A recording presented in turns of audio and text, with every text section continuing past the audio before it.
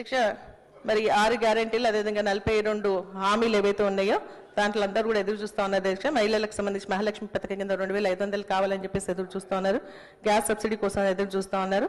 అదేవిధంగా స్కూటీ కోసం విద్యార్థులు ఎదురు చూస్తూ ఉన్నారు. తులం బంగారం కోసం తల్లిదండ్రులు ఎదురు చూస్తూ ఉన్నారు.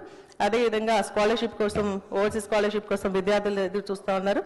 అదేవిధంగా మరి చేయూత పెన్షన్ కింద వృద్ధులు విద్యార్థులు వాళ్ళు కూడా పెన్షన్ వికలాంగుల పెన్షన్స్ కోసం ఎదురు చూస్తూ ఉన్నారు అధ్యక్ష.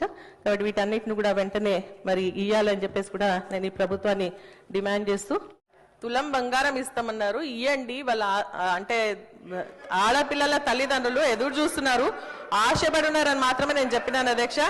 నిజంగా మా అత్నూర మండలానికి సంబంధించి చెక్కులు అధ్యక్ష మరి రెడీ ఉన్నాయి అధ్యక్ష. చెక్కులు ఈమని చెప్పేసి అడిగినాం అధ్యక్ష.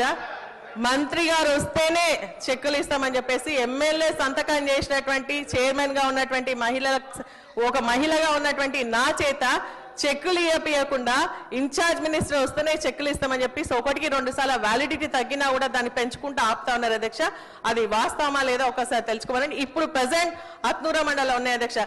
మరి మీరు అడుగుతా ఉన్నారు అధ్యక్ష, వాళ్ళ శాసనసభ్యులు రామగుండానికి సంబంధించినటువంటి ఎమ్మెల్యే చెక్కులు ఇచ్చేటప్పుడు బిడ్డను ఎత్తుకొని వచ్చినటువంటి ఫోటో కూడా ఉందని చెప్పేసి కూడా నేను సందర్భంగా గుర్తు చేస్తాను అధ్యక్ష.